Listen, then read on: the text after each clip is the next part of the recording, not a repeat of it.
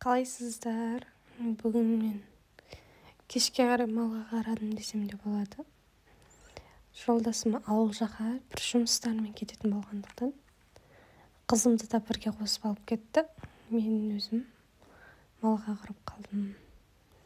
Үйге жету проблема болды маған мына жерде. Тез жылдамдатып жібердім. Жолда ужас нәрсе көрдім ғой. Шокке болдым ғой. Жылан көріп қалай шошығанымды айта алмаймын сіздерге.